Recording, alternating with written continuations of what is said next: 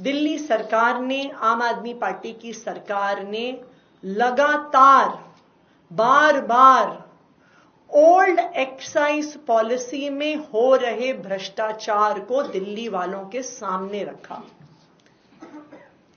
आम आदमी पार्टी की दिल्ली सरकार ने बार बार उजागर किया कि किस तरह से ओल्ड एक्साइज पॉलिसी में ब्लैक मार्केटिंग हो रही थी, कि किस तरह से ओल्ड एक्साइज पॉलिसी में शराब के दाम को इन्फ्लेट किया जाता था, किस तरह से लिकर मैन्युफैक्चरर्स ज्यादा मुनाफा कमाते थे गलत दाम बताकर।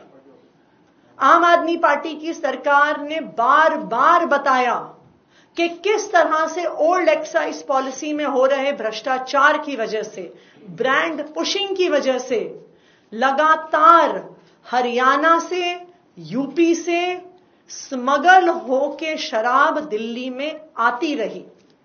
और आज आम आदमी पार्टी सरकार की इस बात पर सीएजी की इस रिपोर्ट ने मोहर लगा दी है कि ओल्ड एक्साइज पॉलिसी जो 2017 से 2021 तक चली, उसमें हर प्रकार का भ्रष्टाचार हुआ।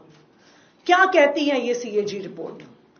ये सीएजी रिपोर्ट बताती है कि भ्रष्टाचार दो तरीके से हो रहा था, कि कितनी शराब बेची जा रही थी उसमें भ्रष्टाचार था, क्योंकि जो पैसा सरकार के पास आता था वो हर बॉटल के हिसाब से आता था।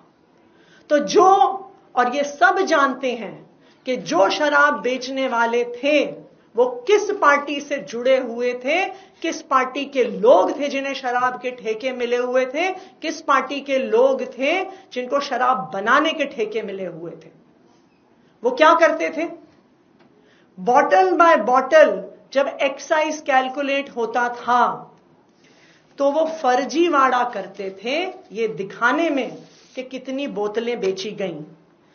अगर आप इस सीएजी रिपोर्ट के चैप्टर 5 पेज 44 पे देखिएगा तो ये बताते हैं कि 28% से ज्यादा भ्रष्टाचार ये शराब के ठेकेदार कर रहे थे। कितनी शराब बेची जा रही थी उससे 28% कम की रिपोर्टिंग हो रही थी और इन दलालों की जेब में पैसा जा रहा था। दूसरी बात, ये रिपोर्ट साफ साफ बताती है कि शराब की ब्लैक मार्केटिंग हो रही थी। सब जानते हैं कि किस पार्टी के लोगों के पास इन शराब के ठेके थे। आप इस सीएजी रिपोर्ट की पेज 59 पे देखिए तो सीएजी रिपोर्ट बार बार कह रही है कि जिनके पास शराब के ठेके थे वहां से स्मगलिंग हो रही थी, वहां से ब्लैक मार्केटिंग हो रही थी और दिल्ली सरकार को रेवेन्यू लॉस हो रहा था। यह सीएजी रिपोर्ट ये दिखाती है। 7वीं में पढ़ने वाले बच्चे को भी पता है कि प्रॉफिट परसेंटेज कैसे कैलकुलेट होता है। Selling price minus cost price के आधार पर प्रॉफिट कैलकुलेट होता है। लेकिन इन शराब के ठेकेदारों ने गलत तरीके से कॉस्ट प्राइस को कैलकुलेट किया और 5% के नाम पर करोड़ों रुपए का मुनाफा कमाया। चैप्टर 6 पेज 58 ये सीएजी रिपोर्ट दिखा रही है कि किस तरह से गलत दाम दिखा दिखाकर देश भर से ज्यादा कॉस्ट प्राइस दिखाकर शराब के ठेकेदारों ने गलत तरीके से मुनाफा कमाया।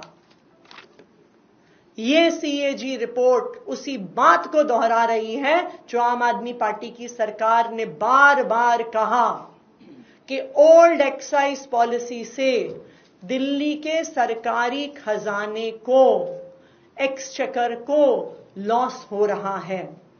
ना सिर्फ इतना, इस पॉलिसी की वजह से लगातार स्मगलिंग होके दारू, शराब दिल्ली में आ रही थी। कहां से आ रही थी?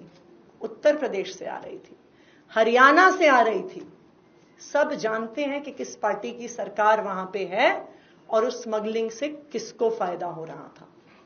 तो आज सीएजी की रिपोर्ट ने इस बात को साबित कर दिया है कि आम आदमी पार्टी की सरकार ने ओल्ड एक्साइज पॉलिसी को हटाकर सही फैसला लिया।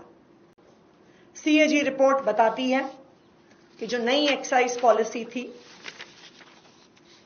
इंक्रीज्ड ट्रांसपेरेंसी थी, उसमें ब्लैक मार्केट सेल्स को कर्ब करने के तरीके थे और उसमें दिल्ली सरकार के रेवेन्यू को बढ़ाने के तरीके थे। ये मैं नहीं कह रही हूं, आज मैं तो कई सालों से कह रही हूं, लेकिन आज सीएजी रिपोर्ट बता रही है अपने 8वें चैप्टर में कि जो न्यू एक्साइज पॉलिसी 2021 में दिल्ली सरकार, आम आदमी पार्टी की सरकार लेके आई, उस एक्साइज पॉलिसी के माध्यम से दिल्ली सरकार का खजाना बढ़ना चाहिए था। उस पॉलिसी में ट्रांसपेरेंसी थी, उस पॉलिसी में स्मगलिंग रोकने के तरीके थे, उस पॉलिसी में ब्लैक मार्केटिंग रोकने के तरीके थे। और जैसा हमने देखा, यही पॉलिसी पंजाब में इंप्लीमेंट हुई।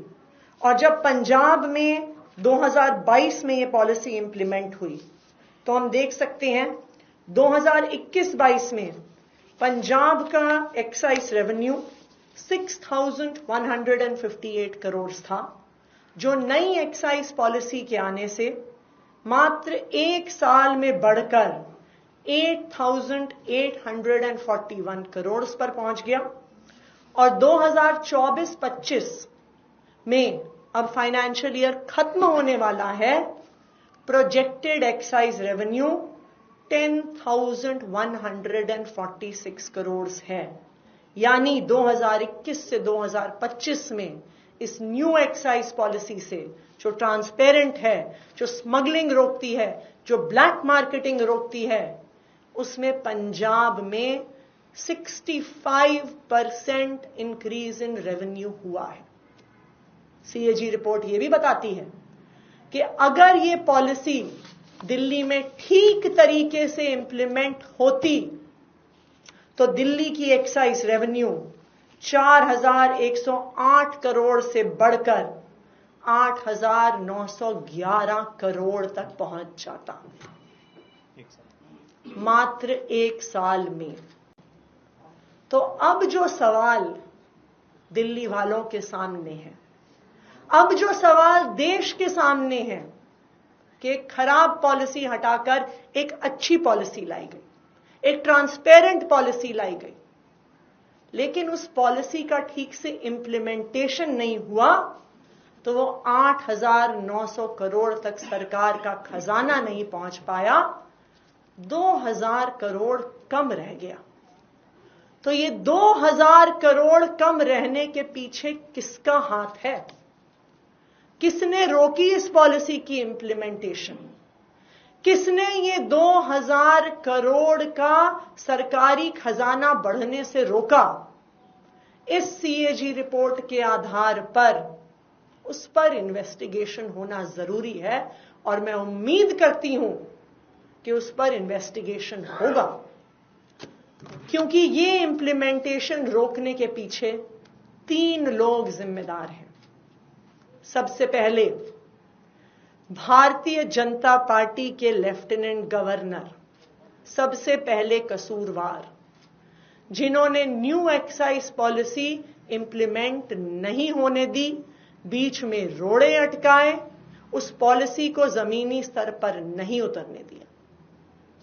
कसूरवार number 2, central bureau of investigation, जिसने इस पॉलिसी का 1 साल पूरा होने से पहले इस पॉलिसी के आधार पर एफआईआर करी।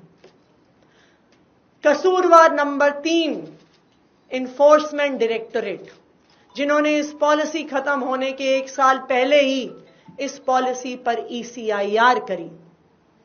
एलजी साहब की रोक टोक के बाद, सीबीआई की एफआईआर के बाद, ईडी की ईसीआईआर के बाद किसी भी अफसर की हिम्मत नहीं थी कि इस पॉलिसी पे फिर से साइन कर दें। और वो पॉलिसी जो 8,900 करोड़ रुपए प्रति वर्ष ला सकती थी, आज सीएजी की रिपोर्ट ये बता रही है कि उस पॉलिसी को ठीक से इंप्लीमेंट नहीं किया गया। तो आज हमारी ये मांग है कि भारतीय जनता पार्टी के एलजी साहब, भारतीय जनता पार्टी की सीबीआई और भारतीय जनता पार्टी की इन्फोर्समेंट डायरेक्टोरेट पे इन्वेस्टिगेशन हो। इस सीएजी रिपोर्ट के आधार पर इन्वेस्टिगेशन हो कि पता तो चले कि आखिरकार क्यों इस पॉलिसी को रोका गया, क्यों 2000 करोड़ का लॉस टू एक्सचेकर दिल्ली सरकार को करवाया गया। इस पर इन्वेस्टिगेशन होनी चाहिए और इस पर एफआईआर होनी चाहिए कि जो 2000 करोड़ रुपए इस सीएजी रिपोर्ट में सामने आए हैं, इसके साथ साथ देश के सामने एक 20,000 करोड़ रुपए का घोटाला भी सामने आया है। पूरे देश ने देखा कि किस तरह से जब प्रधानमंत्री नरेंद्र मोदी जी अमेरिका गए तो उनको अडानी के भ्रष्टाचार के ऊपर सवाल पूछे गए। किस तरह से न्यूयॉर्क के प्रोसिक्यूटर्स ने अडानी की पावर कॉरपोरेशंस के भ्रष्टाचार पर इंडाइटमेंट किया है। मोदी जी ने कहा कि व्यक्तिगत मामला है, लेकिन पूरा देश अब देख रहा है कि किस तरह से गौतम अडानी ने 2000 करोड़ की घूस देकर सेकी से, जो solar energy corporation of India है, सोलर एनर्जी मैन्युफैक्चरिंग के लिए उन्होंने कैसे एक कॉन्ट्रैक्ट लिया और किस तरह से महंगी बिजली बनाने का कॉन्ट्रैक्ट साइन किया गया। किस तरह से देश भर में कोई भी सरकार ये महंगी बिजली खरीदने को तैयार नहीं थी। किस तरह से ओडिशा, जम्मू कश्मीर, तमिलनाडु, छत्तीसगढ़, आंध्र प्रदेश की सरकारों को। तो आज आम आदमी पार्टी देश के सामने दो मांग रख रही है।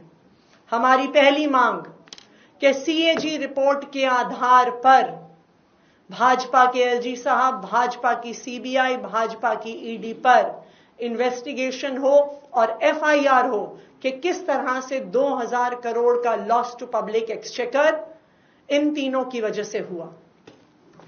आम आदमी पार्टी की दूसरी डिमांड कि अडानी के बिजली घोटाले पर, अडानी के 20,000 करोड़ के बिजली घोटाले पर अडानी जी और उनके दोस्त मोदी जी की जांच की जाए कि देश की 5 सरकारों के माध्यम से इस देश के 20,000 करोड़ का लॉस टू पब्लिक एक्सचेकर हुआ, 20,000 करोड़ का घोटाला हुआ। तो आज हमारी ये मांग है कि प्रधानमंत्री नरेंद्र मोदी जी पर और गौतम अडानी जी पर भी जांच की जाए अडानी के इस 20,000 करोड़ के बिजली घोटाले पे। और ऐसी खबरें देखने के लिए सब्सक्राइब कीजिए हमारे यूट्यूब चैनल को। वीडियो पसंद आए तो लाइक, कमेंट और शेयर जरूर कीजिए। शुक्रिया।